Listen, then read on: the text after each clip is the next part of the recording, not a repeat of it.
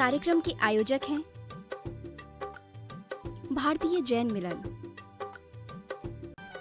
जय जिनेंद्र दर्शकों, मैं शिफाली जैन आप सभी का स्वागत करती हूं जिनवाड़ी चैनल पर। दर्शकों, आज हम उपस्थित हैं भारतीय जैन मिलन द्वारा जैन समाज के स्वर्णिम इतिहास में पहली बार आयोजित हो रही वर्चुअल युवा जैन रैली के विशेष प्रसारण के साथ। दर्शकों, ये रैली कोरोना महामारी के कारण लगे लॉकडाउन की वजह से वर्चुअल किया जाना तय हुआ। दर्शकों, युवा वर्ग ही देश का भविष्य है, अतः इस रैली का उद्देश्य युवाओं को उनकी शक्ति से परिचित कराना है। रैली को भारतीय जैन मिलन के राष्ट्रीय अध्यक्ष वीर सुरेश जैन ऋतुराज संबोधित करेंगे, जिन्हें सुनने के लिए लगभग 50,000 युवा रैली में सहभागिता करेंगे। तो आइए हम और आप जुड़ते हैं इस अनोखी रैली से। अरिहंताणं नमो सिद्धाणं नमो आर्याणं नमो वज्रायाणं नमो लोये सव्वे साहुणं नमो अरिहंताणं नमो सिद्धाणं नमो आर्याणं नमो वज्रायाणं नमो लोये सव्वे साहुणं नमो अरिहंताणं नमो सिद्धाणं नमो हरियाणं नमो वज्रायाणं नमो लोये सव्वे साहुणं नमो अरिहंताणं नमो सिद्धाणं नमो आर्याणं नमो वज्रायाणं नमो लोये सव्वे साहुणं नमो अरिहंताणं नमो सिद्धाणं नमो आर्याणं नमो वज्रायाणं नमो लोये सव्वे साहुणं नमो अरिहंताणं नमो सिद्धाणं नमो आर्याणं नमो वज्रायाणं नमो लोये सव्वे साहुणं नमो अरिहंताणं नमो सिद्धाणं नमो आर्याणं नमो वज्रायाणं नमो लोये सव्वे साहुणं नमो अरिहंताणं नमो सिद्धाणं नमो आर्याणं नमो वज्रायाणं नमो लोये सव्वे साहुणं नमो अरिहंताणं नमो सिद्धाणं नमो आर्याणं नमो वज्रायाणं नमो लोये सव्वे साहुणं ऐसो पंच नमोकारो सव्वे पावपणासनो मंगलाणं चे सव्वेसि परमं हवै मंगलम् परमं हवै मंगलम्।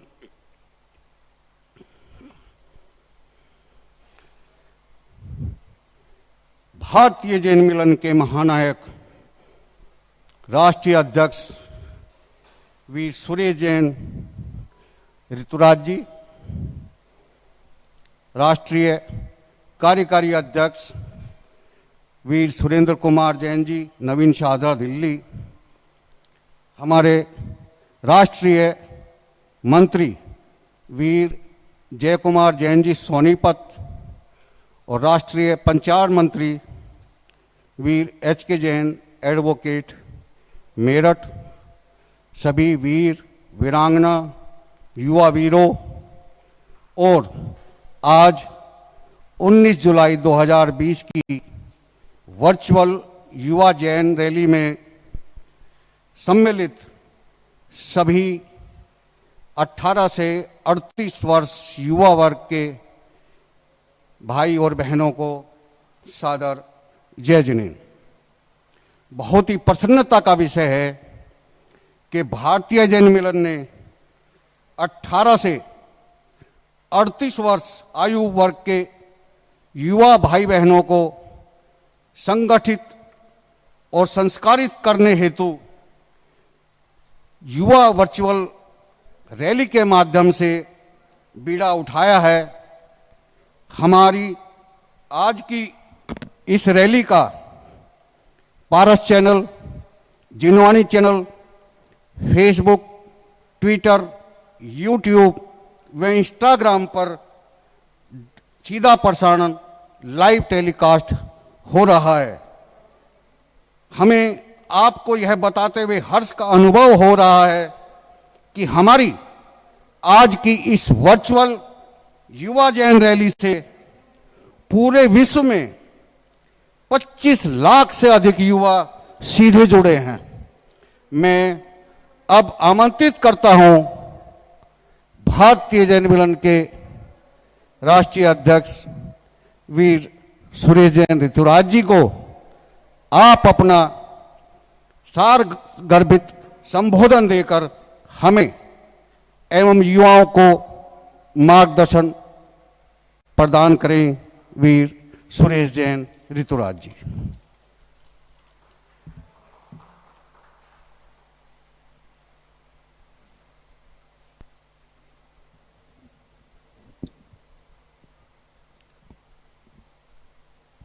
वर्चुअल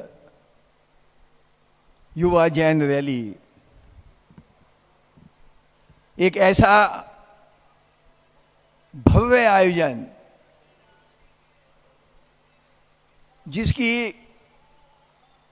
सभी साधु, सभी आचार्य, सभी संतों द्वारा ऐसा आशीर्वाद प्रदान किया गया। हमारे राष्ट्रीय नेताओं द्वारा ऐसी शुभकामनाएं भेजी गई।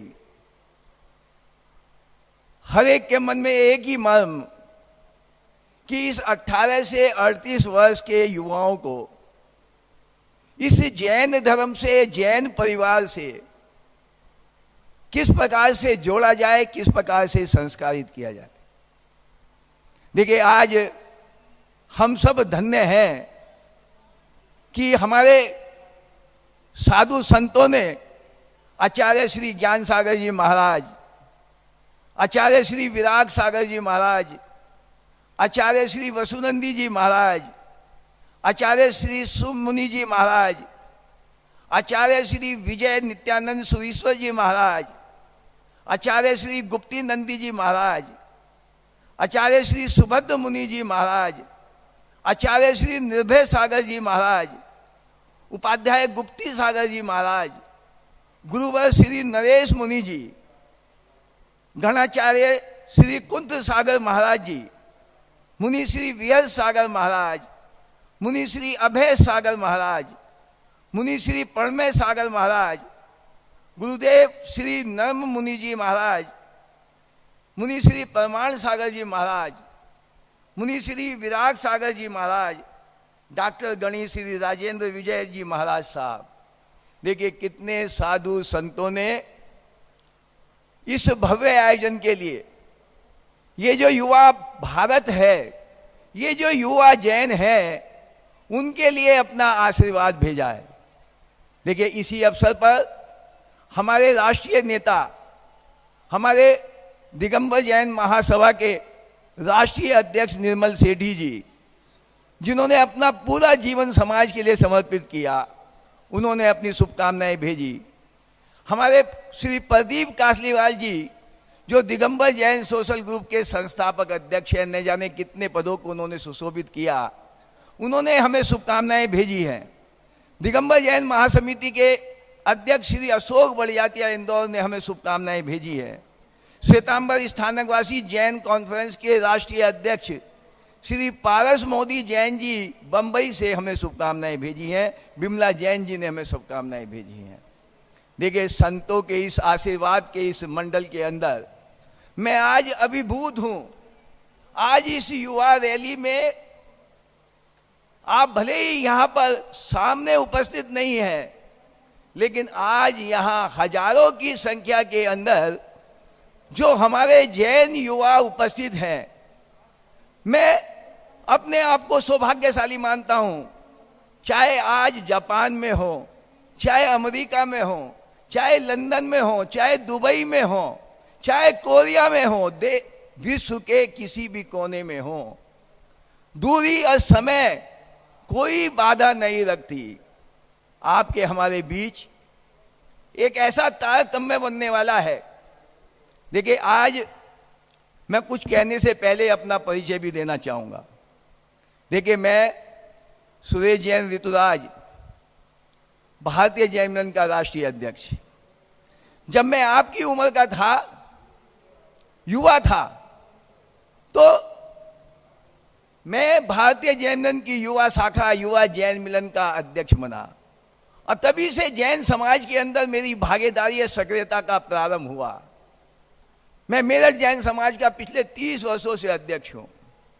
देखिए, मैं मूलतः एक उपन्यासकार हूं। मैंने 63 उपन्यासों की रचना भी की है। आप सबके मन में एक सवाल होगा, और वो स्वाभाविक भी है, कि इस वर्चुअल युवा जैन रैली का आयोजन क्यों। देखिए, हमने पूरे देश के अंदर 250 के व्हाट्सएप ग्रुप बनाए। हमारा लक्ष्य था कि हम 5000 की संख्या के युवा हम इकट्ठा कर पाएंगे। लेकिन देखिए, ये पुण्य प्रताप, ये भगवान महावीर का आशीर्वाद, आदिनाथ भगवान की आप जैसी संतानों का पुण्य है कि हम 5000 से, जबकि आप देखिए कि जो हमने ग्रुप बनाए हैं उसमें न जाने कितने युवा लोगों ने लेफ्ट किया। कई ने तो प्रश्न किया कि भाई आप ये हमें क्यों जोड़ना चाहते हैं। एक ने तो कई मुझे व्हाट्सएप भी कर दिया कि भाई मैं 5 बार लेफ्ट कर चुका हूं, मुझे क्यों जोड़ा जा रहा है। नॉनसेंस। देखिए, ये आज हम युवाओं की स्थिति नजर आती है। देखिए, हम थके नहीं, हम हारे नहीं, हमने संकल्प लिया। आज मुझे बड़ी प्रसन्नता है कि लेफ्ट के बाद भी आज हम 50,000 से 75,000 युवाओं के बीच आज हम ये वर्चुअल जैन युवा रैली कर रहे हैं। ये साधारण बात नहीं है।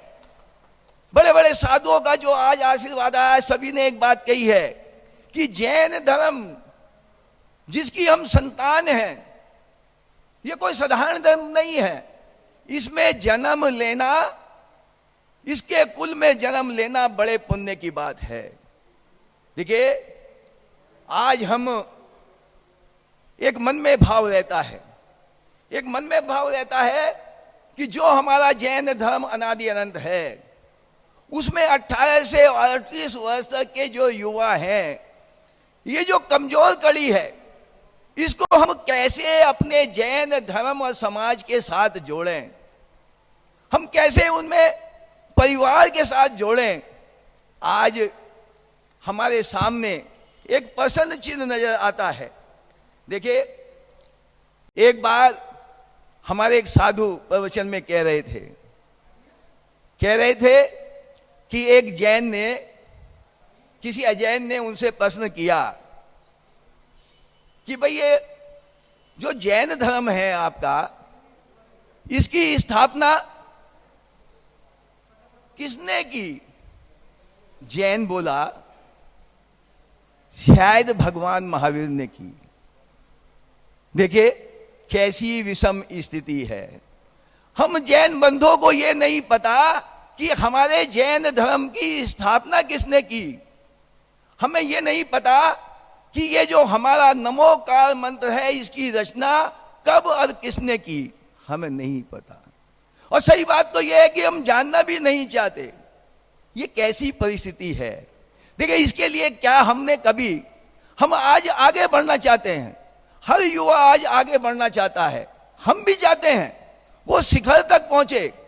देखिए, एक बात मैं आपको बताता हूं कि अगर कोई भी हमारे जैन धर्म का युवा अगर शिक्षा के क्षेत्र में, खेल के क्षेत्र में, दुनिया के किसी भी क्षेत्र में अगर वो नाम कमाता है और शिखर तक पहुंचता है, तो शायद उन्हें उतनी प्रसन्नता नहीं होती होगी जितनी प्रसन्नता जैन समाज को होती है। वो अपने अंदर एक गर्व का अनुभव करता है। लेकिन आज ये स्थिति ये है। आज हम जब युवाओं से बात करते हैं, तो आज जब हम नेट में खेलते हैं, हर युवा नेट को खेलता नजर आता है। लेकिन क्या कभी हमने उस नेट के द्वारा अपने जैन धर्म के इतिहास को जानने की कभी कोशिश की है? हमारे जैन धर्म का इतिहास क्या है? देखिए, मैं आपको बताता हूं, जिस समय मानव संस्कृति की खोज हुई, कि ये मानव संस्कृति कब से प्रारंभ हुई, और उस समय मोहनजोदड़ो और हड़प्पा की खुदाई की गई। उस खुदाई के अंदर जो चिन्ह मिले, उन चिन्ह से इतिहासकारों ने यह सिद्ध किया कि जैन धर्म सबसे प्राचीनतम धर्म है। कैसे सिद्ध किया? उसमें जो आराध्य देव की मूर्ति मिली, वो भगवान आदिनाथ भगवान की मिली, जिसमें बेल का निशान था, जिसके अंदर 5 फण वाली सुपासनाथ भगवान की मूर्ति मिली, जिसने यह सिद्ध किया और यह भी सिद्ध किया कि ये जो सभ्यता है ये ईसा से 3000 वर्ष पुरानी है। देखिए, हमारे आज उस जैन धर्म की महत्ता को आज हमें लगता है जैसे हम भूलते जा रहे हैं, हम उसका स्मरण करना नहीं चाहते। यही बात सबसे महत्वपूर्ण है। आज हम अपने जैन धर्म से या जैन परिवार से, अपने परिवारों से किस प्रकार जुड़े, यही सबसे बड़ा पसंद चिन्ह है।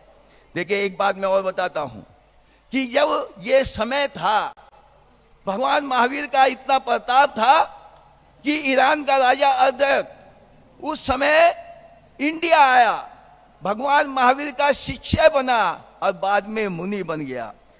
हमारी एक ऐसी पहचान थी जो पूरे देश में नहीं, पूरे विश्व में नहीं व्याप्त थी।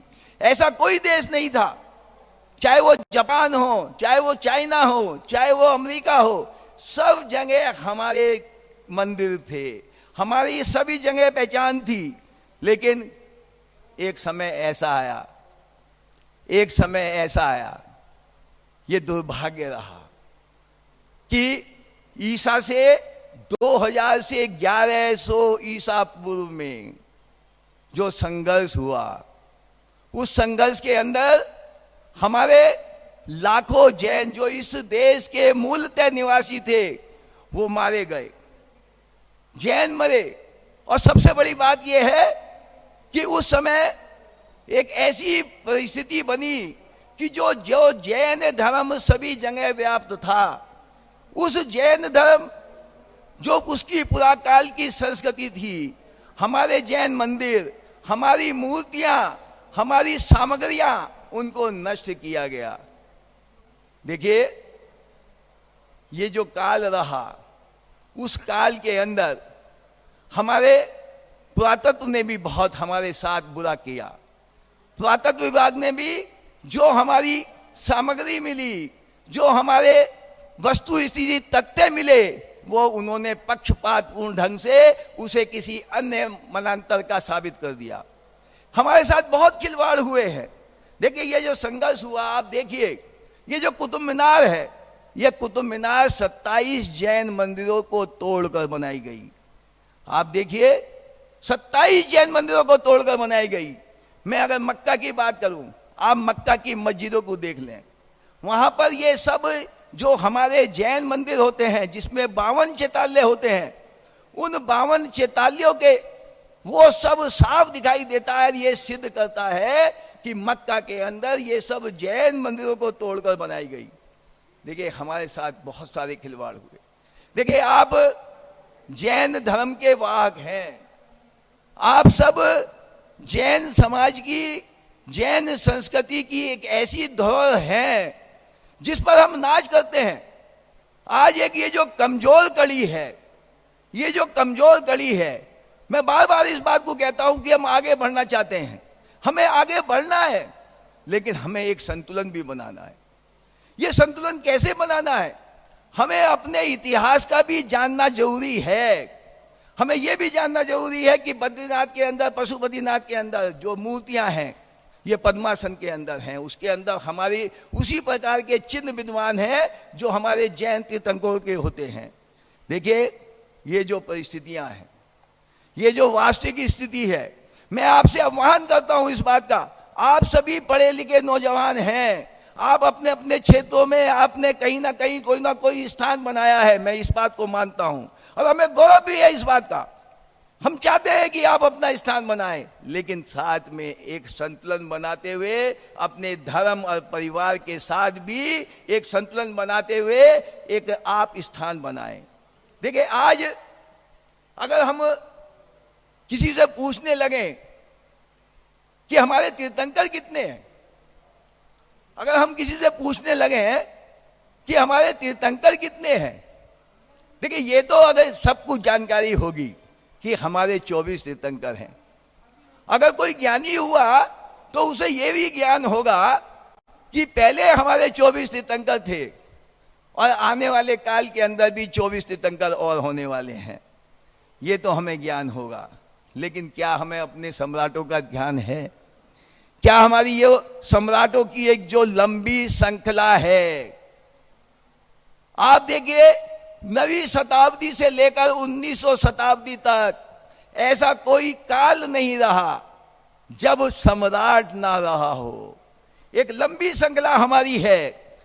आप देखिए, चंद सम्राटों का इतिहास अगर हम थमा लें, अगर हम सम्राटों का इतिहास देखें, उल्लाल की महारानी 10वीं शताब्दी के अंदर, अवाका चोएटा गंग वर्ष, जिसने 1000 वर्ष इस देश के अंदर शासन किया। मेरे युवा दोस्तों, मैं आपसे जो बात कह रहा हूं, ये बात मैं आपसे प्रामाणिक बात कह रहा हूं। ये बात मैं ऐसे ही नहीं कह रहा हूं, ये जो तथ्यों पर प्रामाणिक रूप से है वो मैं आपसे कह रहा हूं। देखिए, सम्राट चंद्रगुप्त मौर्य को कौन नहीं जानता, लेकिन मुझे बड़ा बड़ा दुख होता है जिस समय मुझे ये पता चलता है कि हम में से बहुत सारे लोग ऐसे हैं जिनको यही पता नहीं है कि सम्राट चंद्रगुप्त मौर्य जैन था। सम्राट चंद्रगुप्त मौर्य, जिसने इस देश पे लंबे समय तक शासन किया, हमारा मुकुटधारी अंतिम राजा चंद्रगुप्त मौर्य, देखिए, जिसने पहले आचार्य चाणक्य के साथ मिलकर सिकंदर के पश्चात जब सम्राट सेल्यूकस था उसे परास्त किया, और परास्त करके उसने भारत महादेश और मध्य एशिया के अंदर अपना राज्य स्थापित किया। पूरे देश के आसपास उसका एक छत्र राज्य था। उसने 22 वर्ष शासन किया, और उस 22 वर्ष के शासन के अंदर उसने जैन धर्म के प्रचार को, जैन मंदिरों को, जैन स्तूपों को उसने जगह जगह बनवाकर जैन धर्म का प्रचार किया। राजा संपत्ति को कौन नहीं जानता? राजा संपत्ति एक ऐसा राजा रहा, ऐसा सम्राट रहा, जिसने 1.25 लाख मंदिरों का निर्माण कराया।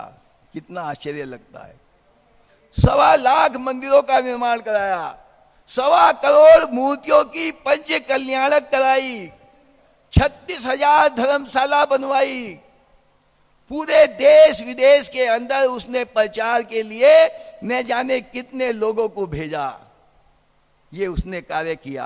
और आप जानते हैं, एक आश्चर्य आपको होगा, कई विद्वानों का मत है, मैं फिर दोहरा रहा हूं आपसे, कि मैं जो बात आपसे कह रहा हूं ये बात प्रामाणिक बात है। कई विद्वानों ने कहा है कि संपत्ति, राजा संपत्ति का जो जैन प्रभाव था, चारों तरफ भेजने का स्वयं राजा संपत्ति, उसने चारों तरफ जहां भी आक्रमण किया वहां उसने विजय हासिल की।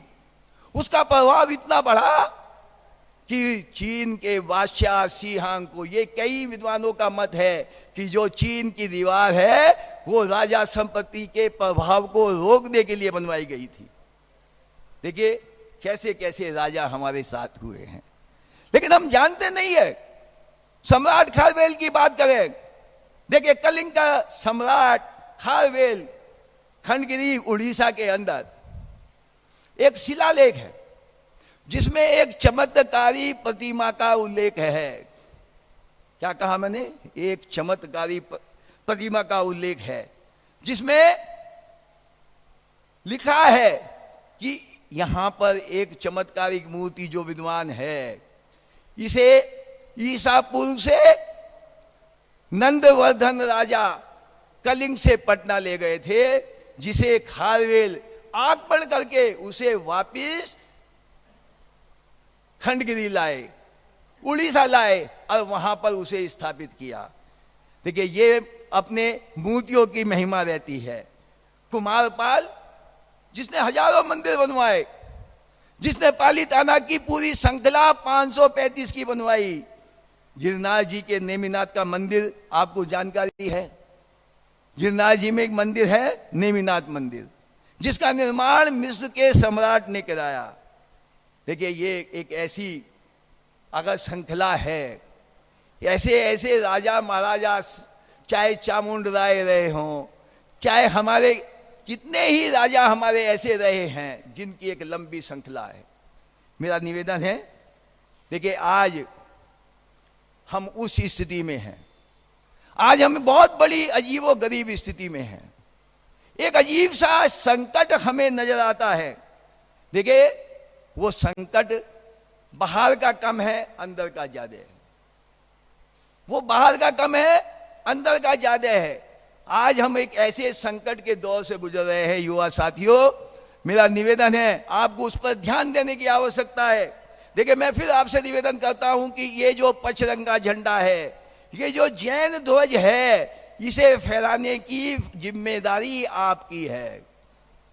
इसे आपको संभालना है, इसका नेतृत्व आपको करना है। देखिए आप जनसंख्या की बात करें, आज जनसंख्या की क्या स्थिति है। आप जनसंख्या की बात करें, 2200 वर्ष पहले जैन अनुयायियों की संख्या कितनी थी? 40 करोड़। और जब अकबर का शासन रहा तो उस समय जनसंख्या थी 4 करोड़। और जब देश आजाद हुआ 1947 के अंदर, अंग्रेजों के गजट में लिखा हुआ है कि जैन अनुयायियों की संख्या 9 करोड़ थी। भैया आज कितनी आ गई? आज 44.5 लाख आ गई। किसको यकीन होगा? कौन यकीन करेगा कि 44.5 लाख हमारी जनसंख्या है? लेकिन कागजों में तो यही है, सरकारी आंकड़ों में तो यही है, उनके दस्तावेजों में तो यही है। 44.5 लाख, इतनी संख्या तो महाराष्ट्र में निकल जाएगी। आप चारों तरफ निगाह डालें। लेकिन आज स्थिति यह है, मैंने जैसे कहा, यह संकट बाहर का नहीं है, यह संकट हमारा है। हम अपने नाम के आगे अपनी उपजातियां लिखेंगे। हम खंडेलवाल, बाकलीवाल, कासलीवाल, जायसवाल उपाधियां लिखेंगे, गांव की उपाधियां लिखेंगे, सरपंच की कोई उपाधि होगी तो उसको लिखेंगे। लेकिन जब जैन दस्तावेजों में लिखने का नंबर आएगा तब हम कुछ और लिखने लगेंगे। देखिए एक बात आप समझ लीजिए, आप पढ़े लिखे युवा हैं। जो कागजों में लिखा जाता है, जो सरकारी आंकड़ों में दर्ज होता है, वो ही प्रमाणिक माना जाता है। मेरे कहने से कि हम 3 करोड़ से कम नहीं है, कोई मानने वाला नहीं है। मैं दावे से कहता हूं, अब आने वाली हमारी जो जनगणना होगी, सेंसस होगा, जब भी होगा, ये साबित होगा अगर सभी साथियों ने साथ दिया। ये हमारे जो आज 50 और 75 हजार से युवा हमारे साथ खड़े हैं, अगर इन्होंने ये संकल्प लिया कि नहीं हम जनगणना को वास्तविक रूप से दर्ज कराएंगे, तो ये हो नहीं सकता कि हम 3 करोड़ से कम भगवान महावीर के अनुयायी ना हो। ये होने वाला है। लेकिन आज स्थिति क्या है? आज स्थिति यह है, इसका कुप्रभाव हम पर पड़ता है, इसका कुप्रभाव हम पर पड़ता है। देखिए मैं और आगे जाता हूं। आप कभी देवगढ़ गए हैं क्या? देवगढ़ ललितपुर से 56 किलोमीटर। देवगढ़ में आप जाइए, मेरा दावा है वहां पर आप चावल की बोरियों के चावल के दाने गिन सकते हैं, लेकिन वहां कितनी मूर्तियां हैं ये आप नहीं गिन सकते। मैं आपको चैलेंज करता हूं, अगर आप गिन लें कि वहां कितनी मूर्तियां हैं। हमारे देवी, हमारे मंदिरों की श्रृंखला को देखिए। 7वीं शताब्दी से लेकर, चाहे वो हुमजा का मंदिर हो, चाहे वो दिलवाड़ा का मंदिर हो, चाहे वो एलोरा का मंदिर हो, एलोरा की गुफाएं हो, चाहे वो रणकपुर का मंदिर हो, चाहे वो पालीताना का मंदिर हो, चाहे वो शिखर जी का मंदिर हो। देखिए एक ऐसी लंबी श्रृंखला, सोनागिर, हमारी चारों तरफ फैली हुई है। ये क्या ऐसे ही बन गए? ये जो इतनी बड़ी धरोहर हमें मिली है, ये क्या एक दिन में बन गया? जो दिलवाड़ा मंदिर की नक्काशी, रणकपुर मंदिर, आप जाइए वहां पर, जिस समय विश्व के आश्चर्य की गिनती हुई, उन 72 आश्चर्य के अंदर दिलवाड़ा मंदिर का भी नाम था। देखिए स्थिति दूसरी है। मैंने पहले भी कहा, बहुत सारी चीजों के अंदर पक्षपात नजर आता है। हमारी जो एक पहुंच होनी चाहिए, उस पहुंच में कहीं ना कहीं कमी नजर आती है। देखिए ये मंदिर की स्थिति है, ये मंदिर की हमारे स्थिति है, हमारे सम्राट की स्थिति है। लेकिन एक बात मैं और कहूंगा, हम अगर अपने महापुरुषों पर जाने लगे, अगर हम महापुरुषों की गाथा पर जाने लगे, देखिए महाराणा प्रताप को आप जानते हैं ना, सभी जानते हैं। महाराणा प्रताप के शौर्य को भी जानते हैं, बिल्कुल जानते हैं। लेकिन महाराणा प्रताप को हल्दी घाटी की युद्ध के बाद जब वो परास्त स्थिति में था, उन्हें संजीवनी बूटी देने वाला जो भामाशाह था, ये जैन था। ये हम में से कितने लोग जानते हैं? भामाशाह, जिसने मंदिर बनवाने के लिए जो पूंजी एकत्र की थी, वो उसने उस महाराणा प्रताप के चरणों में लाकर डाल दी। अब पूंजी भी कोई ऐसी नहीं थी। 25,000 सैनिक 12 वर्ष तक कार्य कर सके, इतनी संपत्ति, इतनी मुद्राएं उसने वहां पर दी। महाराणा प्रताप तो रोने लगे। अब देखिए भामाशाह की दिलेरी देखिए। वो दान देने के बाद भी जब युद्ध की बारी आई तो भामाशाह वहां भी पहुंच गए और बोले, ये जो मैंने पगड़ी, भामाशाह ने कहा नहीं आप ये नहीं करेंगे, आपने इतना कुछ किया है, आप नहीं कहेंगे। तो भामाशाह के मन की बात निकली, वो बोले ये जो पगड़ी है मेरी, इसमें 24 तीर्थंकर विराजमान है, मेरी हाथ की तलवार में नमोकार मंत्र है। देश के लिए कुर्बान होना ये कोई साधारण बात नहीं है। देखिए मैं बार बार कहता हूं, हम विवेकानंद को जानते हैं। विवेकानंद को कौन नहीं जानता? विवेकानंद ने इस देश के लिए, इस राष्ट्र के लिए बहुत कुछ किया। लेकिन उनके समकालीन, उनके साथ अमेरिका के अंदर जिन्होंने 535 बार यूएसए के अंदर भाषण दिया जैन परंपराओं पर, जैन संस्कृति पर और जैन धर्म का नाम रोशन किया, उस वीरचंद गांधी को भी क्या आप जानते हैं क्या? देखिए यही सब बातें हैं। महात्मा गांधी को तो हम सभी जानते हैं। इन्होंने ये देश आजाद कराया। इस देश के लिए उन्होंने बहुत कुछ किया। उनकी जीवनी में, उनकी आत्मकथा में लिखा कि ये वो समय था, एक समय ऐसा आया जब मैं ईसाई और मुस्लिम विद्वानों के संपर्क में आ गया और मेरा ध्यान उनकी तरफ बढ़ने लगा, मेरा आकर्षण उसकी तरफ बढ़ने लगा। उस समय श्रीमद राजचंद्र जो जैन मुनि के समान थे, उन्होंने मुझे प्रेरणा दी। वो उनके गुरु थे, उन्होंने उनको प्रेरणा दी और उन्हें समझाया और उनके न जाने कितने बुरे कामों को उन्होंने लिखा है कि मैं जीवन के अंदर मैंने अगर अहिंसा और ब्रह्मचर्य व्रत का पालन किया है और उसके आधार पर मैंने देश के अंदर कार्य किया है, तो उसके प्रेरणा के स्रोत अगर कोई है तो श्रीमद राजचंद्र हैं। ऐसे ऐसे जैन हमारे यहां पैदा हुए। ये सिकंदर का हृदय परिवर्तन करने वाला कौन था? वो भी एक जैन मुनि था। देखिए विक्रम साराभाई कौन था? देखिए आज हम सब जिस समय हम राजनीतिक स्थिति का भी विश्लेषण कर लें। विश्लेषण हमें सब करना होगा। जब हम समाज में रहते हैं, देश में रहते हैं, तो हमें हर बिंदु पर विचार भी करना होगा और उसका विश्लेषण भी करना होगा। और ये जरूरी है कि हमें उन तथ्यों को जानना भी पड़ेगा। जब देश आजाद हुआ, ये प्रामाणिकता के साथ बात कह रहा हूं मैं, जब देश आजाद हुआ, पहली लोकसभा का गठन हुआ, उस समय 55 लोकसभा के सदस्य सांसद हमारे थे। आज कितने हैं? तब तो 55 थे। हमारे 8 मुख्यमंत्री हुए, आज विजय रूपाणी जी हैं। हमारे न जाने कितने मंत्री हुए, हमारे कई राज्यपाल हुए, आज कोई भी नहीं है। आज हमारे सांसद नहीं है। आज हमारे विधानसभा के अंदर कई विधानसभाएं हैं, बात तो छोड़ दें, इतनी विधानसभा है जहां टिकट भी हमें नहीं मिलता है। क्यों मिले भाई? कौन है इसका दोषी? मैं उन राजनीतिक शक्तियों को दोषी नहीं मानता, दोषी हम हैं, क्योंकि हमें विचार ही नहीं है, हम सोचना ही नहीं करना चाहते, हम किसी भी बात पर विचार और मंथन करना ही नहीं चाहते। जब हम करेंगे ही नहीं, जब हम समस्या को समस्या नहीं मानेंगे, तो उसका निदान कैसे करेंगे? वो कौन सा तरीका होगा कि हम निदान करें?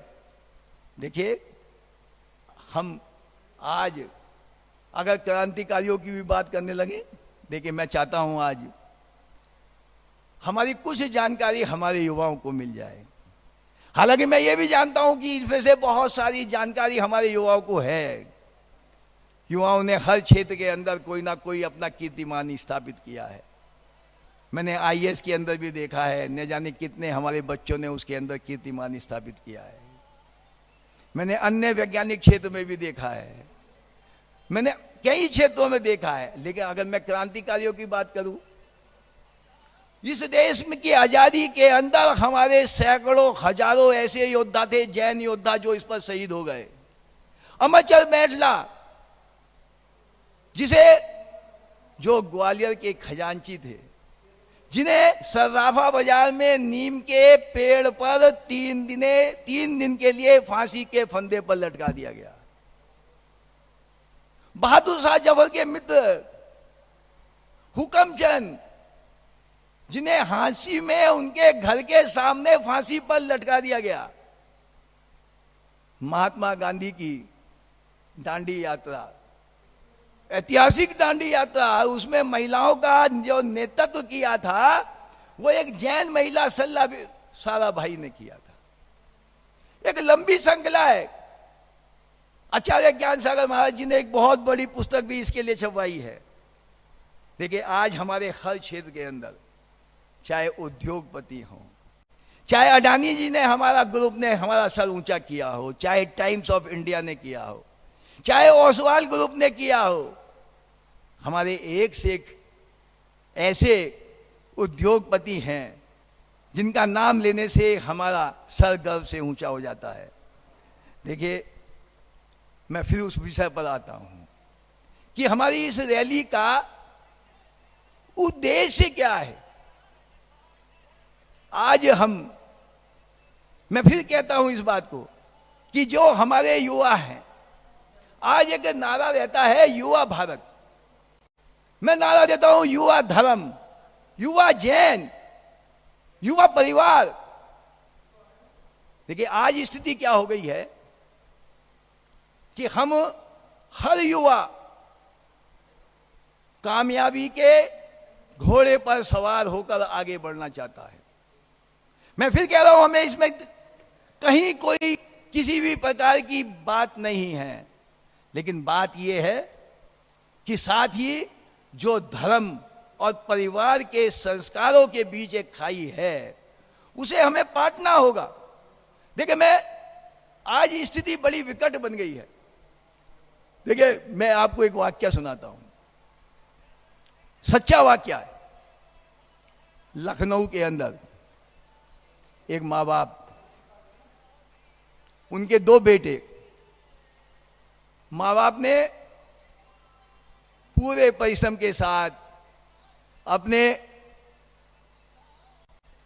पेट काट कर किसी प्रकार से उन बच्चों को बड़ा किया, उन्हें पाला पोसा।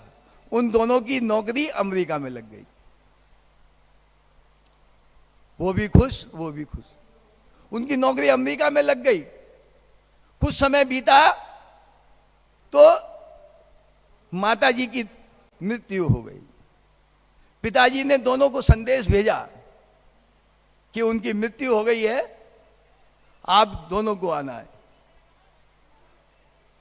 वो आए, उन्होंने देखा पिता ने कि छोटा बेटा पहुंचा। पिता ने पूछा, भाई वो बड़ा अजय कहाँ है? छोटे ने जवाब दिया कि भाई उन्हें कुछ ऐसी ही। उन्हें जब स्पष्ट जवाब नहीं दिया तो बाप ने उसे डांटा। डांट के पूछा, तू बताता क्यों नहीं अजय कहाँ है? उन्होंने कहा कि भैया कह रहे थे कि माताजी की मृत्यु में तू चला जा, जब पिताजी को कुछ हो जाएगा तो मैं चला जाऊंगा। देखिए क्या स्थिति बनती है। उस बाप के हृदय से पूछो। उसकी आंखें डबडबाई, आंखों से आंसू निकलने लगे। वो हक्का बक्का रह गया कि मेरी मृत्यु इन्होंने बंटवारा कर लिया है, इन दोनों बेटों ने बंटवारा कर लिया है कि मां की मृत्यु में तो ये आया है और उनने पहले तय कर लिया है कि जब ये मरेगा तो मैं जाऊंगा। ये कौन सा हम संसार बनाना चाहते हैं? हम कौन सा ये संतुलन बनाना चाहते हैं? मैं एक वाक्य और सुनाता हूं आपको। देखिए, मेरे एक खास दोस्त हैं, बिल्कुल खास दोस्त बचपन के। उनका एक ही बेटा है। उन्होंने उसे पढ़ाने के लिए अमेरिका भेज दिया। होशियार, तेज, वो अमेरिका में पढ़ा और उसके बाद में वहीं पर उसे जॉब मिल गई।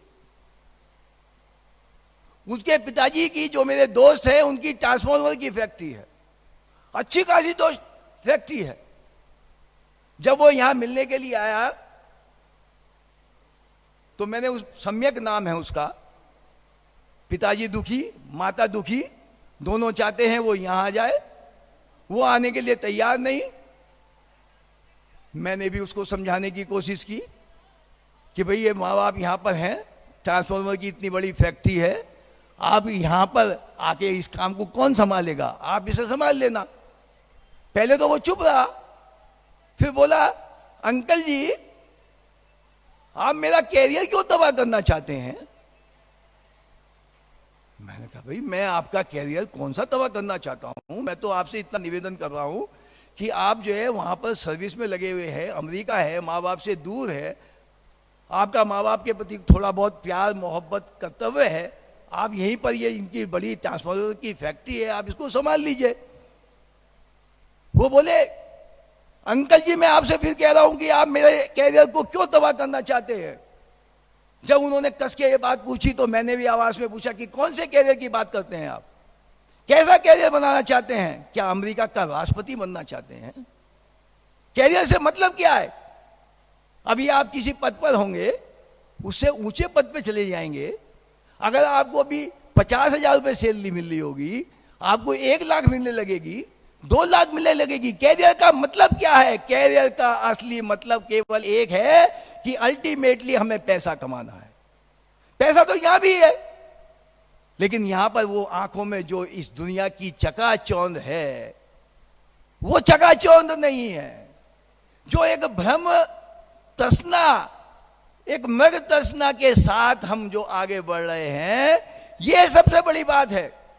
देखिए बच्चों, आज एक खाई बनी है। आप देखिए, एक ऐसी खाई बनी है, घर घर की कहानी है। जब मैं थोड़े कम उम्र का था तो बहुत सारे माँ बाप मिलते थे जो मुझसे ये कहते थे कि भाई साहब मेरा बेटा तो लंदन में है, उसको 2 लाख का पैकेज मिला है। कोई कहता था मेरा फलाना कनाडा में है, जिसे 10 लाख का पैकेज मिला है। आंखों की खुशी से चमकती हुई आंखें उन्हें दिखाई देती थी।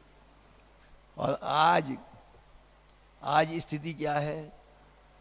जब मैं उनसे पूछता हूं कि आपके बेटे की क्या स्थिति है, उनकी आंखें भीग जाती हैं, गला रूंध जाता है। बीमारी की तो बात छोड़ो आप, हजारों मिसाल ऐसी हैं कि अंत्येष्टि देने के लिए भी जिस बच्चे के लिए उसने सब कुछ किया वो वहां खड़ा नहीं होता। देखिए आप विचार कीजिए, और ये कमी इस बात की है। कमी किस बात की है? कमी एक बात की है। कमी किस बात की है? कि इस बात के लिए भी मैं दोषी मानता हूं तो मां बाप को मानता हूं। आप पूछेंगे माँ बाप कैसे दोषी हैं? कल तो ये रहे हैं। देखिए, मैं देखता हूं इस बात को कि जब बच्चा छोटा होता है, पढ़ता हुआ होता है, घर में पति पत्नी होते हैं, वहां जिक्र चलता है कि ये बेटा क्या बनेगा। बाप कहता है कि मेरे साथ ये कपड़े की दुकान पर बैठेगा, बाप कहता है कि ये मेरी फैक्ट्री में बैठेगा, मेरी फैक्ट्री को संभालेगा। मां क्या कहती है? नहीं नहीं, ये आप जैसा नहीं बनेगा, ये आप जैसा आंख फोड़ने वाला नहीं बनेगा, ये कपड़े के अंदर जाके रोजाना कोई गज लेके उसे नापने वाला नहीं बनेगा, ये तो बहुत बड़ा आदमी बनेगा। यानी कि उसके मन के अंदर ये विचार पैदा करने वाला कि जो ये काम उसे परंपरागत मिला है, पारिवारिक मिला है, ये तो बहुत ही गलत है।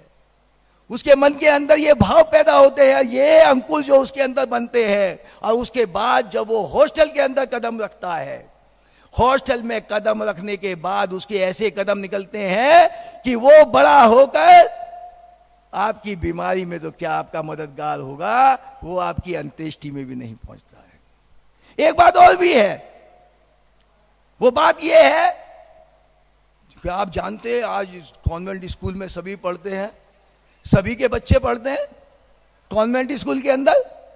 और कॉन्वेंट स्कूल के अंदर क्या होता है?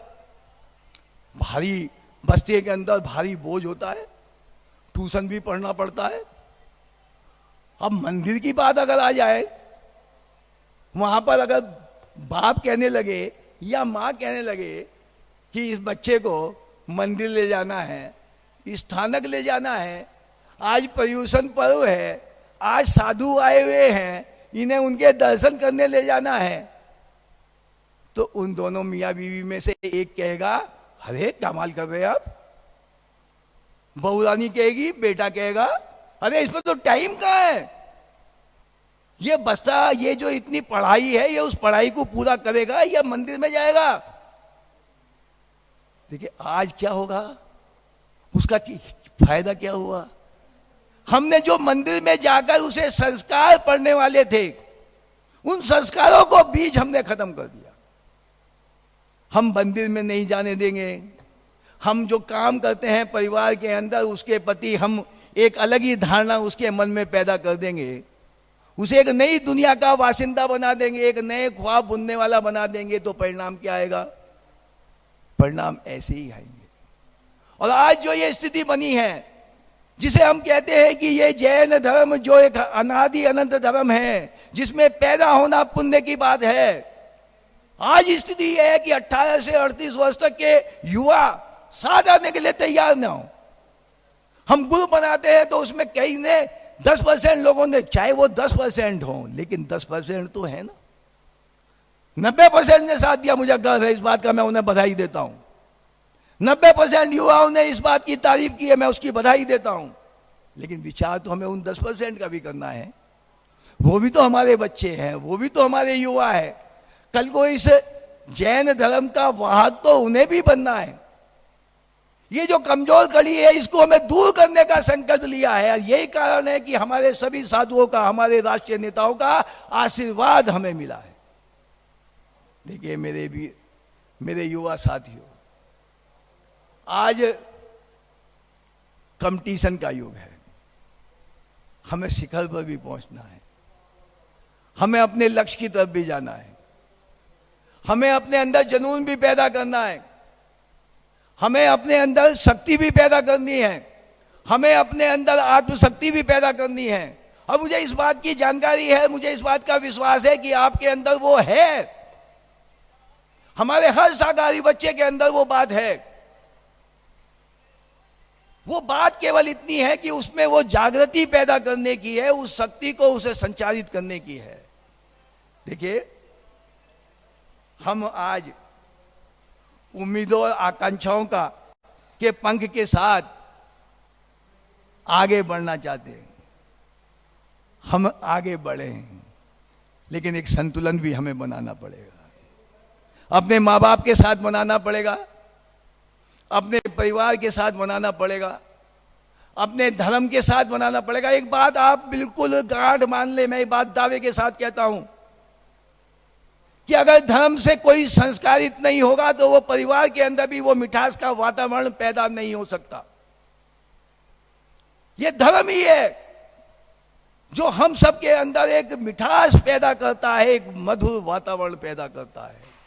अगर हम किसी साधु के पास जाकर बैठते हैं, अगर हम मंदिर स्थानक में जाकर बैठते हैं, नमोकार मंत्र की जाप करते हैं, एक अलग ही शांति हमारे मन के अंदर पैदा होती है, एक अलग ही आत्मशक्ति और आत्मबल हमारे अंदर पैदा होता है। देखिए साथियों, आज फैशन स्टेटमेंट बहुत चल रहा है।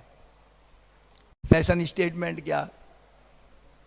प्राय हम सभी लोग कहीं एसी कमरे में बैठे हुए हों, किसी एसी रेस्टोरेंट में बैठे हुए हों, अपने बेडरूम में बैठे हुए हों, धर्म की चर्चा शुरू हो जाए, समाज की चर्चा शुरू हो जाए, परिवार की चर्चा शुरू हो जाए, तो वहां पर आलोचना का ऐसा अंबार लगता है। वहां पर तो ये नहीं होता है, मंदिर में जाकर ये होता है, स्थानक में जाकर ये होता है, वहां तो औरतें बात करती रहती हैं, वहां तो वहां के समाज के उसने ये कर दिया, वहां ये कर दिया। अरे मंदिर तो हमारे मन में है, स्थानक तो हमारे मन में है, हम तो घर में बैठेंगे और घर में बैठकर हम पूजा कर लेंगे, हो गई हमारी पूजा। अगर यही बात सच्चाई होती तो ये ना तो मंदिर बनते। आप बताइए, अगर आप घर से बाहर निकलें, मन में ये भावना उठे कि मुझे मंदिर जाना है, स्थानक जाना है, आपके मन में ये भावना उठे कि मैं घर से बाहर जाऊंगा, मंदिर जाऊंगा, सबसे पहले सोचेंगे मुझे चावल लेने हैं, चावल को मुट्ठी में लेना है, मुझे मंदिर तक जाना है, पैदल जाना है, स्कूटर से जाना है। देखिए, एक और अनुभव मेरे सामने आया। अभी हमने भारतीय जैन मिलन ने मासिक मिलन का आयोजन किया। मासिक मिलन जो हर महीने होता है, उसके अंदर हम आधे घंटे का नमोकार मंत्र का पाठ करते हैं। उसके अंदर हमने कहा कि चित्र सबको उस जब करेंगे तो चित्र उन्हें सबको व्हाट्सएप पर भेजने हैं, पूरे परिवार के साथ भेजने हैं। मैंने देखा, मैं उन परिवारों को जानता हूं, उनके परिवार में बेटे भी हैं, बहू भी है, बच्चे भी हैं।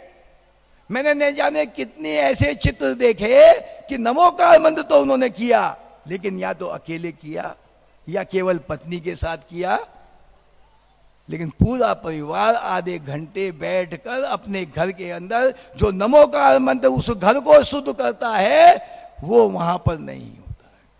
यानी कि ऐसी विसंगति पैदा हो गई है, ऐसी विडंबना पैदा हो गई है कि आज हम अपने अलग अलग विचारों के अंदर हम उमड़ने लगे हैं।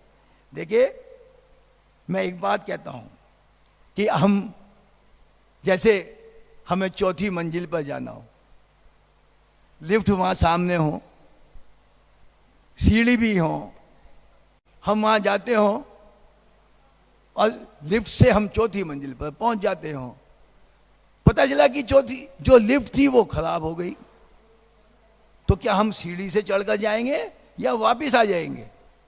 देखिए, हमें सीढ़ी से चढ़कर जाना होगा, हमें एक संकल्प शक्ति के साथ आगे बढ़ना होगा, एक प्राण शक्ति के साथ आगे बढ़ना होगा, एक संकल्प के साथ आगे बढ़ना होगा। देखिए भाई और मेरे युवा साथियों, मैं आपसे निवेदन करना चाहता हूं, आग्रह करना चाहता हूं, आप हमारी अमूल्य धरोहर हैं। आज जो ये जैन धर्म की प्राचीनता है, ये जो जैन धर्म की व्यापकता है, ये जो जैन धर्म के अहिंसा का पूरी दुनिया ने अनुपालन किया है, आज भी अगर कहीं बात होती है तो केवल अहिंसा की बात होती है। जिस अहिंसा के प्रतिपादक हमारे तीर्थंकर रहे, हम उस पुण्यशाली धर्म के वाहक बनने का हमें संकल्प लेना होगा। आप विचार कीजिए, मैं आपसे यह नहीं कहता कि आप अपने टारगेट से पीछे हटें, आप अपने लक्ष्य के साथ आगे बढ़े, हम आपको लक्ष्य के साथ आगे बढ़कर देखना चाहते हैं, लेकिन एक वातावरण भी पैदा करना आपका काम है। ये जो कमजोर कड़ी है, इस कमजोर कड़ी को मजबूत करना आपका काम है। देखिए, आज हमने 18 से 38 वर्ष तक के लोगों को यहां पर इकट्ठा करने का प्रयास किया। इतनी बड़ी कामयाबी हमें मिली, ये हम एक कामयाबी बहुत बड़ी मानते हैं। और जो इसको सुन रहे हैं वो भी हमारी कामयाबी है। जिन्होंने केवल हमारा संदेश सुना है वो भी हमारी एक कामयाबी है। जो किसी कारणवश से इस समय सुन नहीं पा रहे हैं, वो भी अगर सुनेंगे तो वो भी एक हमारी कामयाबी है। देखिए, मैं एक बात और कहना चाहता हूं। देखिए, मैं जब भारतीय जैन मिलन के राष्ट्रीय अध्यक्ष होने के नाते जगह जगह भरी सभाओं में जाता हूं, मैं सबसे एक सवाल अक्सर पूछता हूं। आपसे सवाल सामने तो नहीं, लेकिन आप मन ही मन सोच कर मुझे अपना उत्तर अपने आप देना। मैं एक सवाल पूछता हूं कि आप में से कितने युवा हैं जो अपने माँ बाप के चरण छूते हैं? आप में से कितनी महिलाएं ऐसी हैं जो अपने सास ससुर के चरण छूती हैं? मैं एक सवाल और भी करता हूं कि अगर आप में प्रयास करके अगर समय निकाल सकते हो तो क्या आप मंदिर और स्थानक जाते हैं? और अगर मंदिर स्थानक नहीं जाते तो क्या प्रभूषण पर्व पर, विशेष पर्व पर जाने का प्रयास करते हैं क्या? देखिए, ये बड़े महत्वपूर्ण प्रश्न हैं। आप अपने, मैं जब छोटा था, मैं अपने पूरे परिवार के साथ, मैं अपने माता पिता के साथ एक साथ कई आयोजनों में, अनंत चतुर्दशी के दिन कई कार्यक्रमों में एक साथ इकट्ठा होकर जाता था।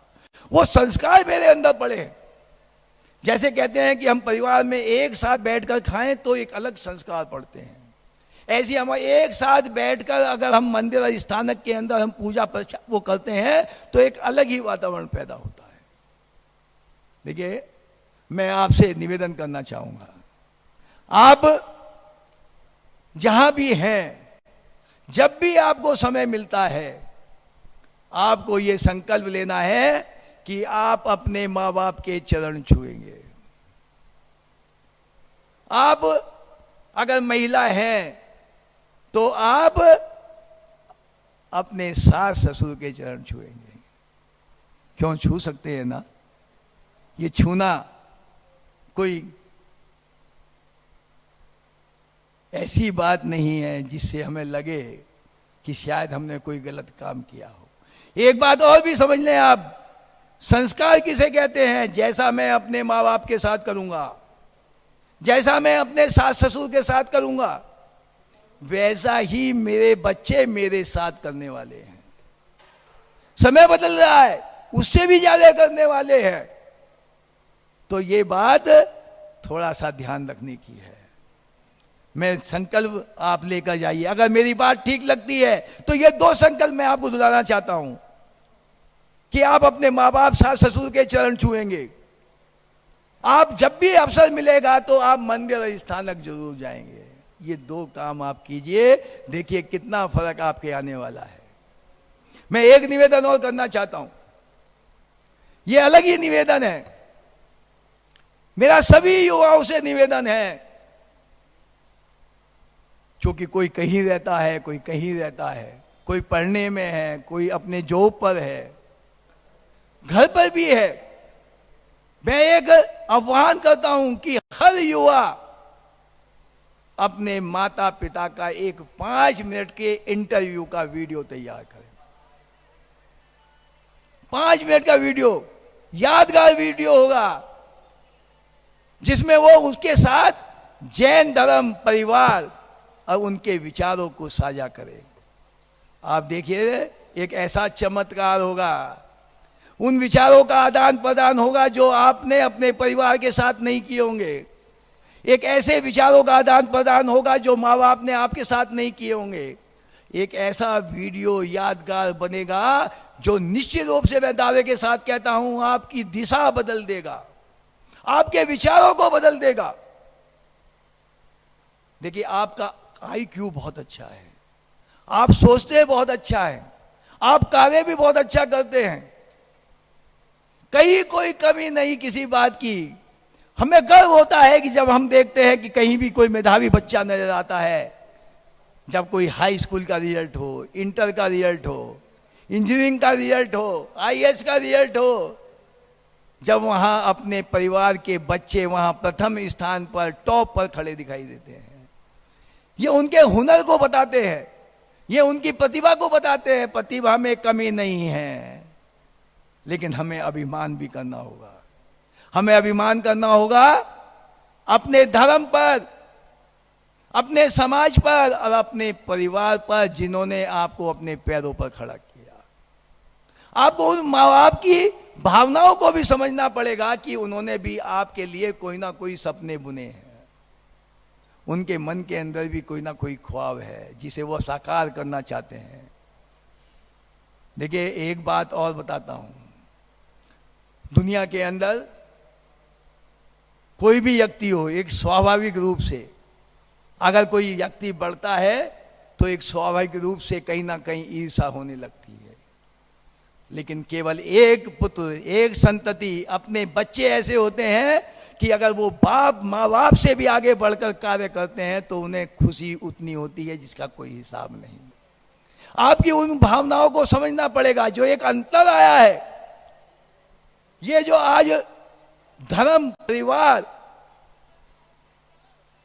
और दौड़ में जो एक दौड़ है, हम दौड़ रहे हैं, चल रहे हैं, भाग रहे हैं, कहां भाग रहे हैं ये हमें भी नहीं पता। हम अपना कोई टारगेट इतना है कि हमें बनना है, हमें बढ़ना है, लेकिन हमें, आप मेरा कैरियर, आप कैरियर को क्या समझते हैं कि इस कैरियर के सामने, कैरियर बनना अच्छी बात है, कैरियर बनाना है, लेकिन कैरियर के सामने सब बातें गौण हो जाएं तो क्या होने वाला है। मुझे भोजन लेना बहुत जरूरी है, लेकिन मैं हर समय भोजन शुरू कर दूंगा तो क्या होगा। पानी नहीं पीऊंगा तो क्या होगा। क्या ये पानी और भोजन का संतुलन नहीं होगा क्या। हमारे साधु संतों के त्याग को क्या आप नहीं देखेंगे। क्या आप तीर्थंकरों के प्रताप को आप नहीं देखेंगे। जिस अनादि धर्म में आप पैदा हुए, क्या उसको आप नहीं देखेंगे। क्या उसको जानना नहीं चाहेंगे। क्या उसे पढ़ना नहीं चाहेंगे। हम पढ़ना नहीं चाहेंगे, देखना नहीं चाहेंगे तो उसकी वास्तविकता कहां से पता चलेगी। देखिए, मैंने इतनी बातें आपको बताई हैं, आप विचार कीजिए कितनी बातें हैं। ये ऐसा नहीं है कि कोई मैंने अपने आप घड़कर तैयार कर दी हो। मुझे भी तो जानकारी मिली है, मैंने भी तो ज्ञान प्राप्त किया है, मैंने भी तो ज्ञान प्राप्त किया है। आप भी कर सकते हैं। ऐसा नहीं है इस ज्ञान को प्राप्त करने में कोई अरसों और बहुत लंबा समय लगता हो, लेकिन बात क्या है, मेरे मन के अंदर वो ललक है या नहीं है, मेरे मन के अंदर वो भावना है या नहीं है। बात एक है। आज मैं इस 18 से 38 वर्ष आयु के युवाओं को जो मेरी बात सुन रहे हैं, मैं आह्वान करता हूं इस बात का कि वो उस आत्मशक्ति के साथ, संकल्प के साथ इन बातों का विचार करेंगे, उस पर अभिमान करेंगे, उस पर गर्व करेंगे, बार बार गर्व करेंगे कि हम जिस कुल में पैदा हुए हैं, जिस धर्म में पैदा हुए हैं, ये हमारे लाखों पुण्य का फल है। ये हमें विचार करना है। और जो मैंने आपसे निवेदन किया था, मैंने निवेदन किया था 2 बातों का, मैं पुनः दोहरा रहा हूं।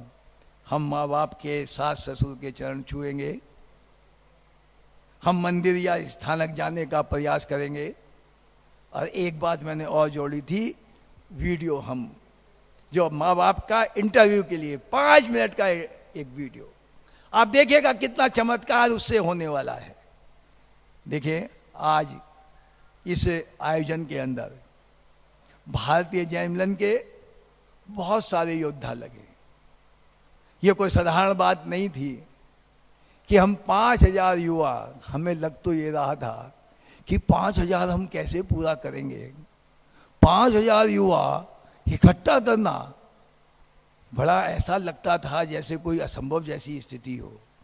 5,000 से 10,000, 10,000 से 20,000, 20,000 से 40,000 और 40,000 से 50,000 और 50,000 से ऊपर जाते हुए, ये मैं जो कहता हूं इसका अगर श्रेय अगर किसी को जाता है तो वो किसी को नहीं जाता, वो सबसे बड़ा श्रेय जाता है तो युवा शक्ति को जाता है, जैन युवा को जाता है। जैन युवा, जैन धर्म, जैन परिवार, इस श्रृंखला को हमें बनाना होगा, इस संकल्प को हमें बनाना होगा और इस संकल्प के साथ हमें आगे बढ़ना होगा। मैं आज के इस भव्य आयोजन के लिए, इस भव्य आयोजन के लिए मैंने कहा भारतीय जैन मिलन, हमारे सभी पदाधिकारी, हमारे सभी क्षेत्रीय अध्यक्ष, क्षेत्रीय मंत्री, सभी हमारी शाखाएं, ऐसे उनके सदस्य, वीर वीरांगना इस प्रकार से लगे जैसे उनके घर का कोई कारज हो। आप विचार कीजिए, उनके घर का कारज हो, शायद घर के कारज में भी वो इतना ना लगे जितना वो इसके अंदर लगे हैं। इस कारज में लगकर इतनी बड़ी संख्या का इकट्ठा होना एक चमत्कार है। ये चमत्कार उनका परिश्रम और आपका सहयोग, हमें आगे भी आपका सहयोग लेना है। इस कमजोर कड़ी को मैं फिर दोहरा रहा हूं, ये कमजोर कड़ी है। ये कैसी कमजोर कड़ी है? ये कमजोर कड़ी है हमारी एक मजबूत श्रृंखला की। आज हमें सब कुछ दिखाई देता है। मैंने जिन योद्धाओं के नाम लिए हैं जो हमारी जैसी आयु के हैं, वो कितने दिन रहने वाले हैं। कल इसका नेतृत्व कौन करेगा? इसका नेतृत्व इस युवाओं को करना है, आपको करना है।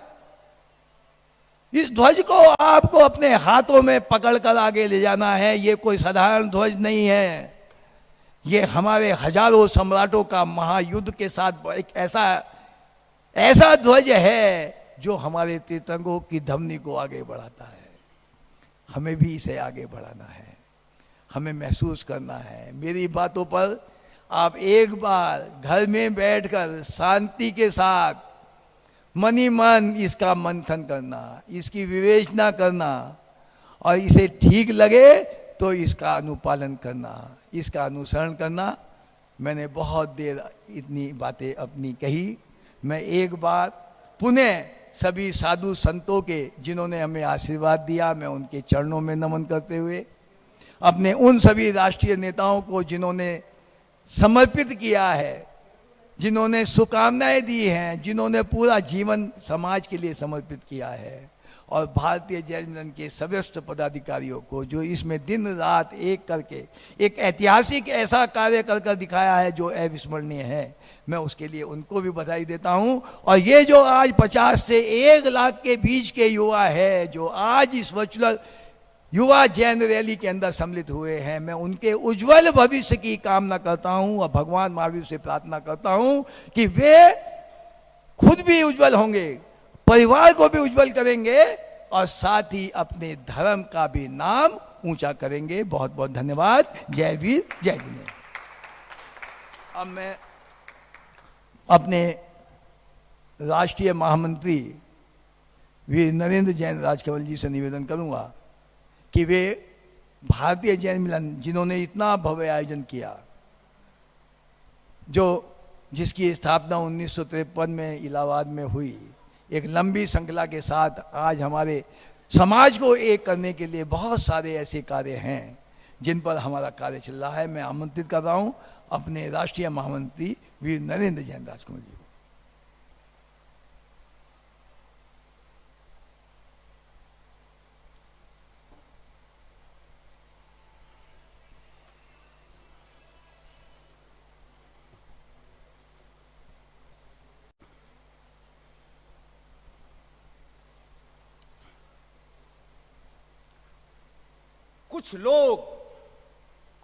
कुछ लोग जो वक्त के सांचों में ढल गए और कुछ लोग जो वक्त के सांचे बदल गए। Some people are molded by time, but some people mold to time. ऐसे हमारे भारतीय जैन मिलन के महानायक राष्ट्रीय अध्यक्ष वीर सुरेश जैन ऋतुराज जी, समस्त राष्ट्रीय पदाधिकारीगण, क्षेत्रीय पदाधिकारीगण, शाखा के पदाधिकारी एवं सभी अध्यक्ष, मंत्री एवं सदस्यगण, वीर वीरांगनाओं, युवा वीर, और जो आज की इस वर्चुअल युवा रैली से हमारे सामने डायरेक्ट जुड़े ऐसे सभी युवा भाई और बहनों को सभी सादर जय ने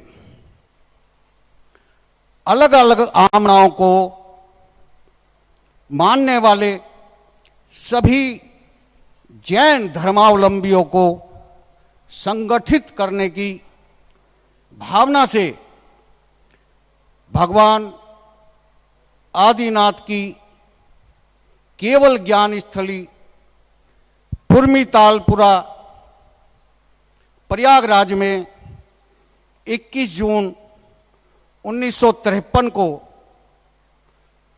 जैन मिलन की स्थापना हुई।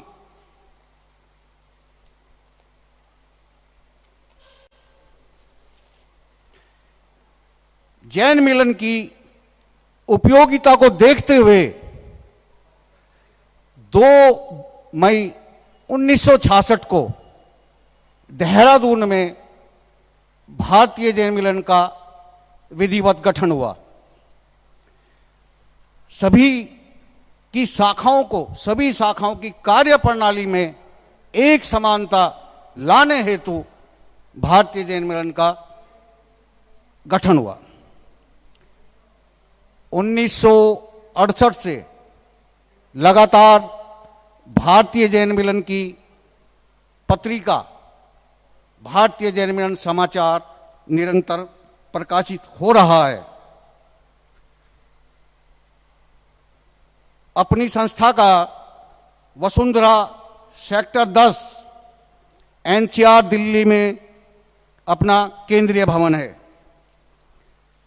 कश्मीर से कर्नाटक तक भारतीय जैन मिलन के 19 क्षेत्र और 1325 शाखाएं, जिसमें इनका विशाल संगठन, जिसमें दिन रात हजारों वीर वीरांगना एवं युवा वीर समाज के साथ, सभी आमनाओं के साथ कंधे से कंधा मिलाकर सेवारत हैं।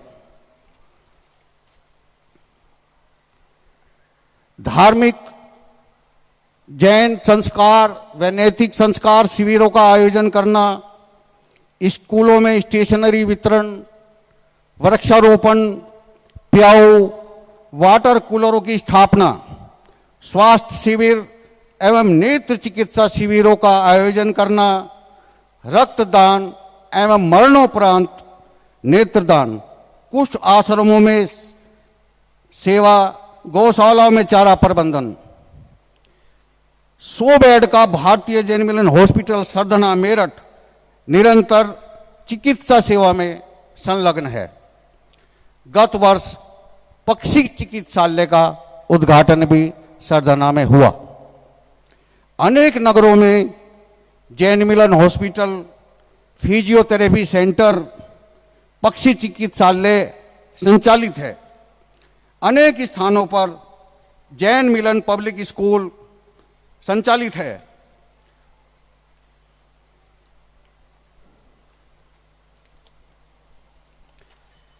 जैन श्रेष्ठीजनों को जैन गौरव अवार्ड से सम्मानित किया जाता है।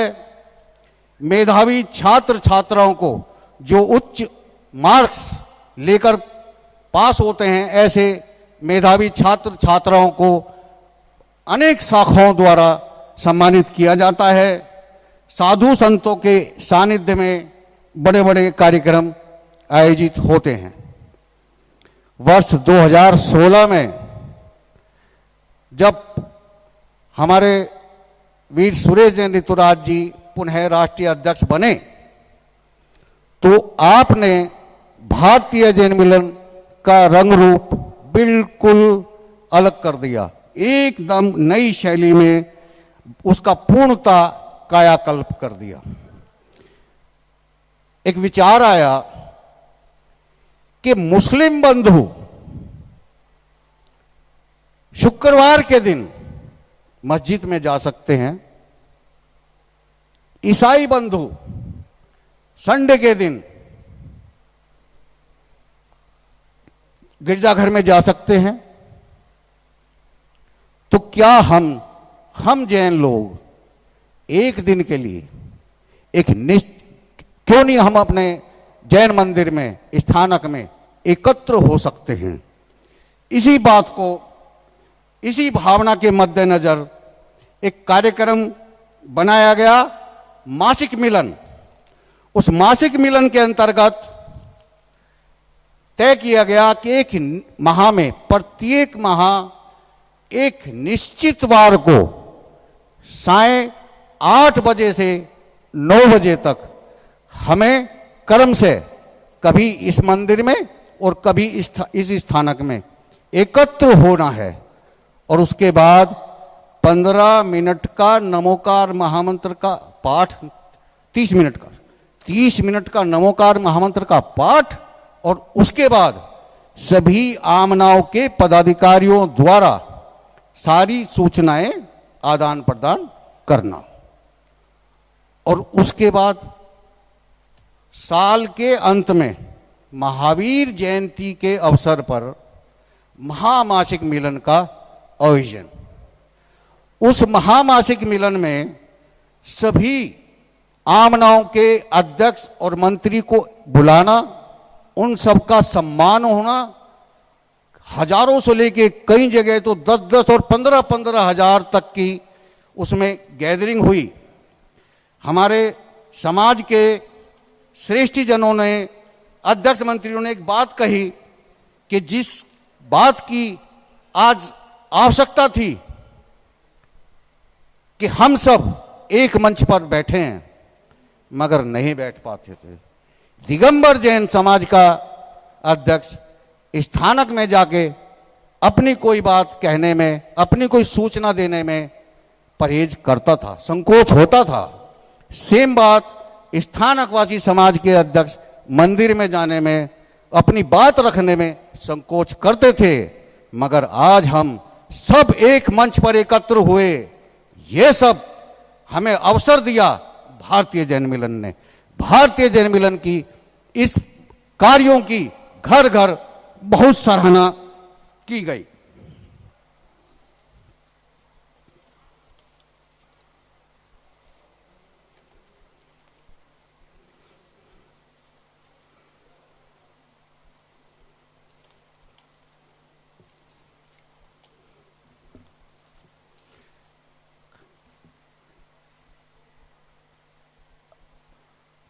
कार सेवा, पिछले वर्ष एक नया प्रोजेक्ट तैयार किया गया कि हम सभी शाखाओं के वीर वीरांगना युवा वीरों को मंदिर और स्थानकों में जाके कार सेवा करनी है।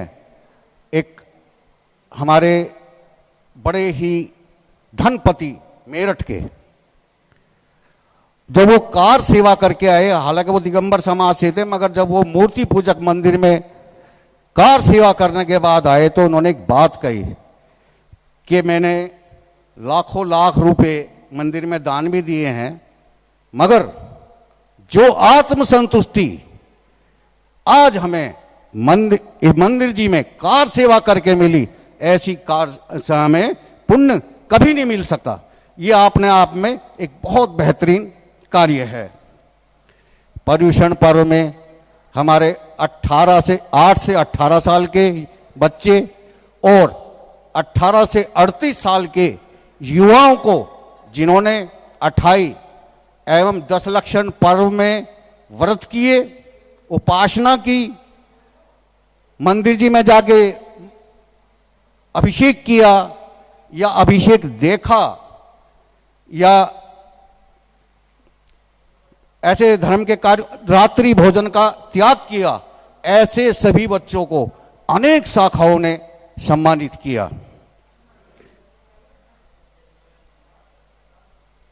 पहले 2004 में राष्ट्रीय महिला सम्मेलन मेरठ में आयोजित हुआ।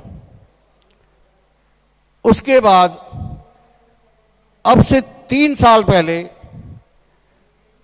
भारतीय जैन मिलन ने घोषणा की कि अब प्रत्येक क्षेत्रों में हमारे क्षेत्रीय महिला सम्मेलन आयोजित होंगे।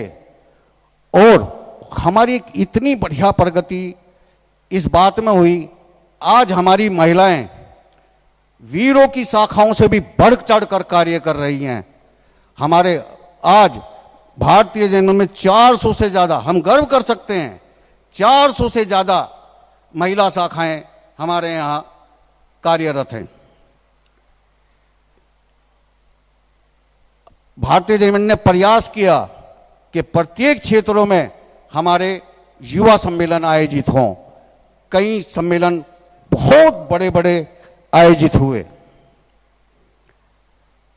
अभी कोरोना महामारी के कारण ये जो इतना बड़ा लॉकडाउन हुआ, ये तो आप सब अच्छे से समझ सकते हैं कि महीना 20 दिन का खर्चा तो कोई भी बड़े आराम से घर बैठ के निकाल लेगा।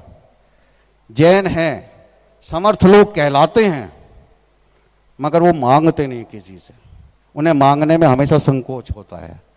तो भारतीय जैन मिलन ने आह्वान किया कि अपने जैन परिवारों पर नजर रखें। प्रत्येक शहर में अगर कहीं भी किसी को भी जरा सी भी दिक्कत हो तो उनको तुरंत सहायता पहुंचाई जाए।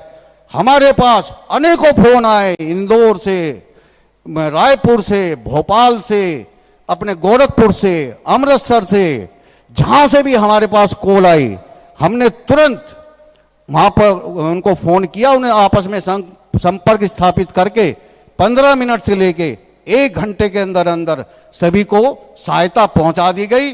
और एक बात बिल्कुल तय थी कि कोई भी किसी का न तो फोटो खींचेगा और न ही उस नाम को प्रचारित करेगा। प्रचार करने पे उसकी सख्त पाबंदी थी। एक बात और मैं कहना चाहता हूं,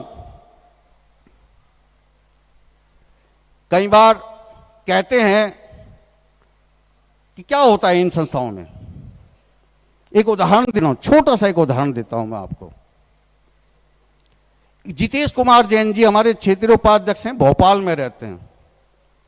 अपने एक रिलेटिव को लेकर मेदांता हॉस्पिटल में आ गए, गुड़गांव, भोपाल से गुड़गांव। हॉस्पिटल ने अचानक उनको कहा कि हमें 15 यूनिट ब्लड चाहिए। उनका फोन आया मेरे पास कि राजकमल जी क्या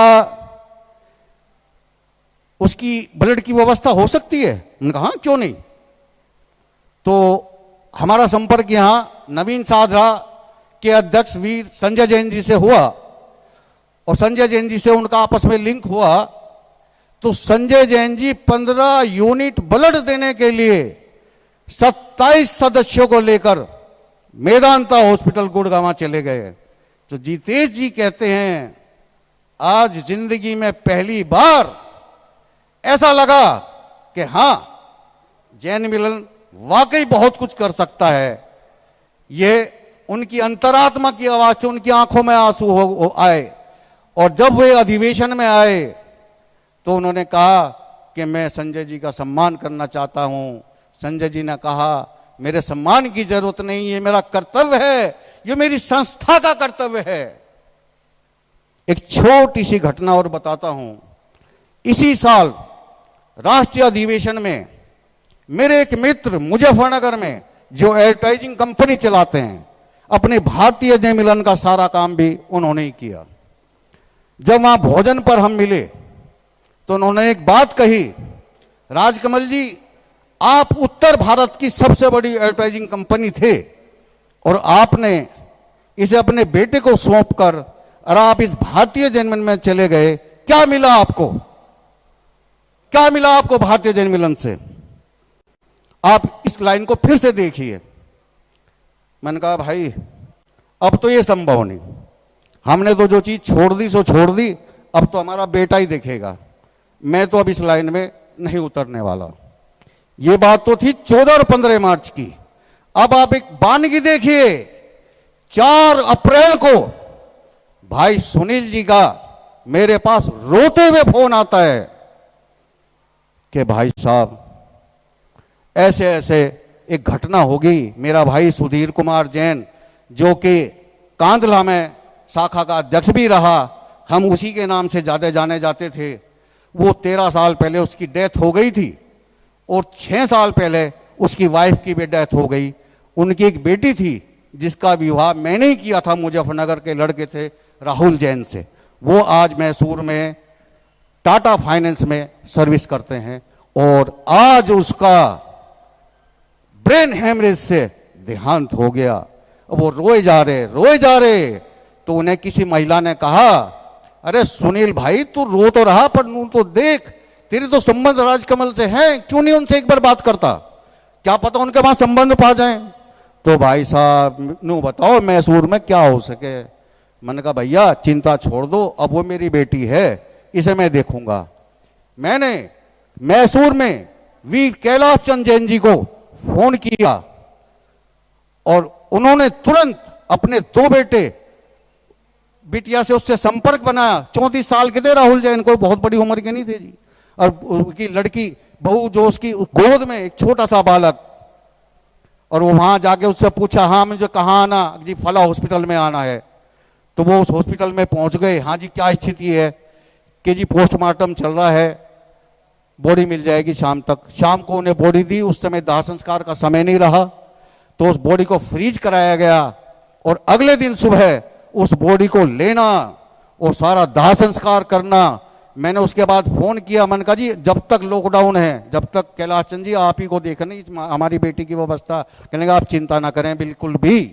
उसके बाद सारे उनके जितने भी कागजी कार्रवाई वगैरह सब पूरी करके उन्होंने उस बिटिया को दी और उस बिटिया को इतना हौसला मिला और वो अब आराम से अपना कांदला वापिस आ गई। वहां से सब सामान समेट के वो वहीं बेच आई और सब सामान लेके अपना जरूरी सामान लेके अपना कांदला तक आ गई। तो उसके बाद की बानगी देखिए सुनील जी का कहना।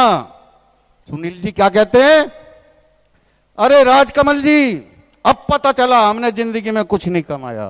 जब हमारे इतने भी संबंध नहीं है तो हमने क्या कमाया, बताइए आपने, हमने क्या कमाया। और 1 महीने पहले वो कह रहे थे कि आपने क्या कमाया। मैं एक अपनी लास्ट की बात कह के अपनी बात समापन करता हूं। तू दौड़ में अव्वल आए, तू दौड़ में अव्वल आए ये जरूरी नहीं, तू सबको पीछे छोड़ दे ये भी जरूरी नहीं। जरूरी है तेरा दौड़ में शामिल होना, जरूरी है तेरा गिरकर फिर से खड़े होना। जिंदगी में इम्तिहान बहुत होंगे, जो आज आगे हैं कल तेरे पीछे होंगे। बस तू चल, हौसला मत छोड़ना, बस तू चलना मत छोड़ना, बस तू हौसला मत तोड़ना। सादर जय जिनेन्द्र। मैं अब निवेदन करता हूं अपने पदाधिकारियों से, कृपया सभी मिलकर आभार व्यक्त करें। राष्ट्रीय अध्यक्ष जी सभी का आभार व्यक्त करें।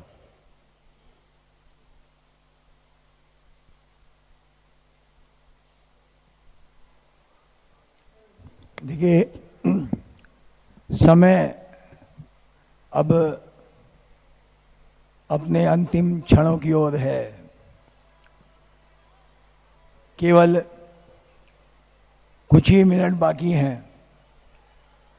हम फिर एक बार फिर मिलेंगे, बार बार मिलेंगे, अनेकों बार मिलेंगे, क्योंकि मिलना ही, बात करना ही, संवाद करना ही सभी एक सही परंपरा है।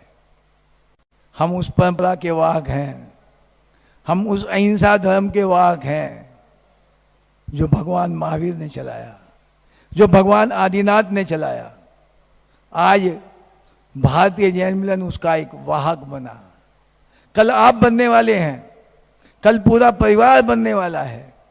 हमें संकल्प लेना है, सभी का आभार व्यक्त करना है और संकल्प लेना है कि हम एक नई सोच के साथ, एक नई उम्मीद के साथ, एक नई आकांक्षा के साथ, एक नए संकल्प शक्ति के साथ और एक नई प्राण शक्ति के साथ अपने परिवार का, अपने धर्म का, अपने व्यापार का, अपने व्यवसाय का हम सम्मान करेंगे और इस परंपरा को, इस जैन धर्म की परंपरा को आगे ले जाने में अपना सहयोग करेंगे। मेरा सभी उन 50 और 1000 लाख युवा साथियों को बारंबार जय जिनेंद्र, जय जिनेंद्र, जय जिनेंद्र।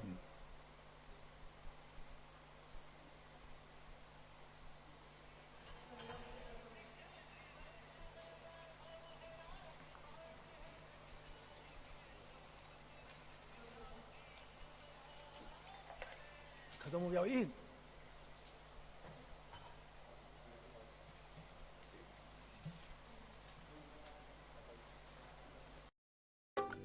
दर्शकों, भारतीय जैन मिलन द्वारा जैन समाज के स्वर्णिम इतिहास में पहली बार 18 से 38 वर्ष आयु के लगभग 50,000 युवाओं की ऐतिहासिक वर्चुअल युवा जैन रैली आज आयोजित हुई।